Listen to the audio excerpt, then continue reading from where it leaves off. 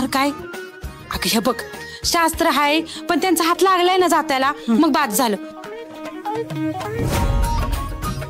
बाईसाहेब तुम्ही उठा, उर्मिला बाईसाहेब या.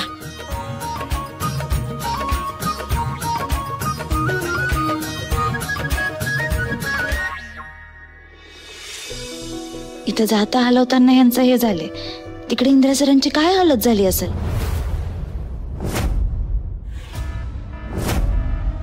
सर काही एक नंबर डाळे तोडला तो तुम्ही. सर आता कसं जाणार तुम्ही? अरे हो तेही आहेच की. आता आता काय करू मी?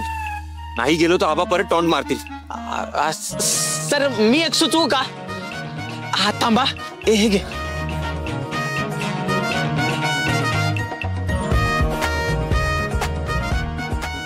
हे घ्या सर.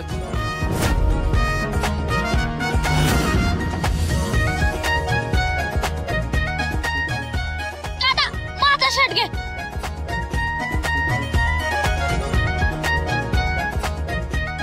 दादा आधी माझा शर्ट घे.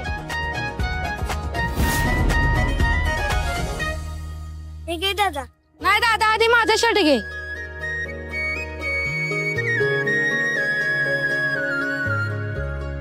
नाही नको, थँक्यू व्हेरी मच. माझं काय करायचं मी अरेंज करून घेईन.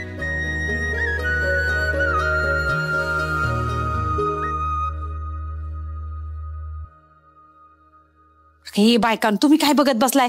कमळा अक्का अगं होय की पुढं, हात लाव जरा जात्याला. आणि ए माई अगं जरा गाणी बिणी म्हण की गाण्याची. बावळलेला माती माती खांदीत कोण कोण, खांदीत कोण कोण, माती खांदीत कोण कोण, नवरी मायेनाला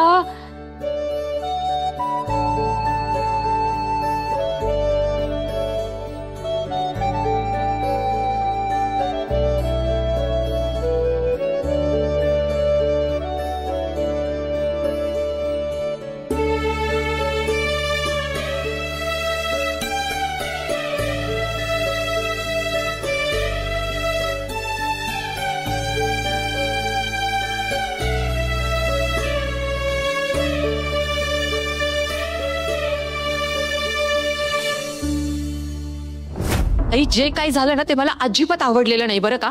कसं आणि किती बोलली ती म्हातारी तुम्हाला? अहो माझं ठीक आहे, पण तुमचा अपमान केलेला मला अजिबात आवडलेला नाही आई. आपलाच अपमान करतायत. हे सगळं आपण सहन करायचं का? हे सगळं ना ह्यांच्यामुळे झालं. यांना काही काम नव्हतं ना. त्या बायकांनी ना अक्षरशः माझ्या हाताची चाळण करून टाकली. आई तुम्ही काही म्हणा, पण ह्या सगळ्याचा सूत्रधार ती राणीच आहे. त्या राणीनंच गुरुजींना सांगितलेलं असणार आहे आपल्या नावाची अक्षरं सांगा म्हणून, आणि हे सगळी कामं करून घ्या. नाही तर सांगा ना, मला सांगा नेमकं ओ आणि ई हीच अक्षर कशी काय आली बरं? एवढा कुठे योगायोग असतो का? हो ग,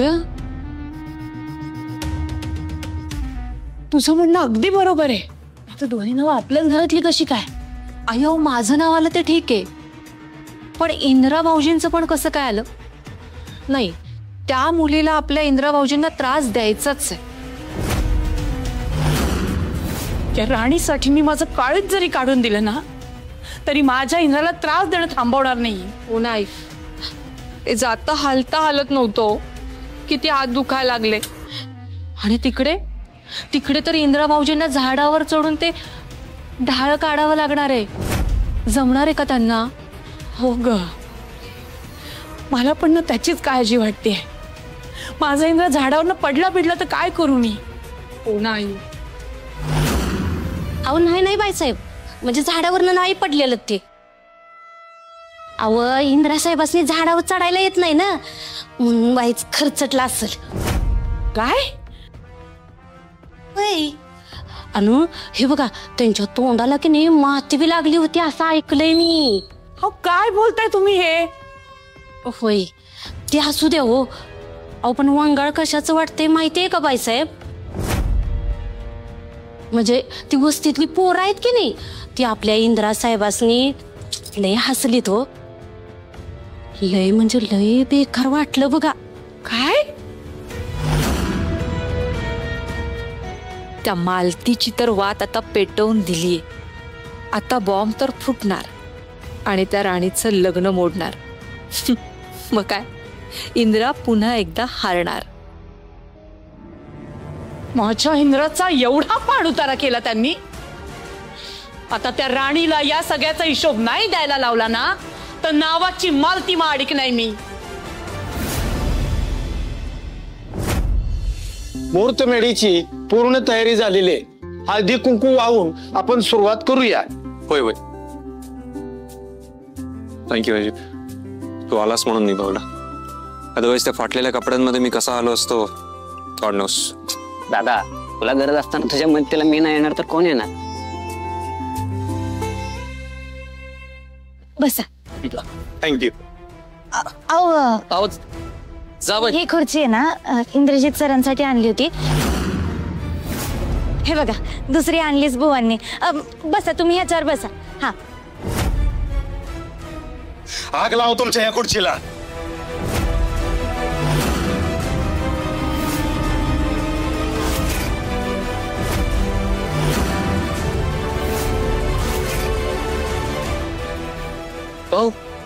मला इथं आल्यावर पहिली खुर्ची दिली पाहिजे होती. हा, आणि ह्यो इथं का आलाय ती बी सांगा मला. एक मिनिट, मी इथे काय तुझ्या तुम्ही थांबा, मी बोलते त्यांच्याशी. इंद्रजित सर इथं का आहेत? कारण ते ह्या लग्नाचे कारभारी आहेत. आणि ते जर इथं नसतील ना, तर हे लग्नच होणार नाही. कारभारी आहे नाही हो. मग यानं आल्या आल्या मला खुर्ची का नाही दिली? कोण समजतोय हो मला? मी काय गैरा माणूस वाटतोय का याला? नवऱ्या मुलाचा काय मानपान आहे का नाही? मान पान माय फुट. तू कोण आहेस? सांग ना मला, तू कोण आहेस? बघा, यानं माझी माफी मागितली पाहिजे होती, पण नाही, माझ्यावर उलट बोलतोय. तुझी काय काम आहे ती? थांब मी सांगतो. नवऱ्या मुलांचा मानपान करायचा. पाहुणी रावळी आली की त्यांना बघायचं, त्यांना हवं नको ती बघायचं, आणि सगळ्यात महत्वाचं वराच्या माग पुढं पळायचं. हे केलंस का तू? केलंस का?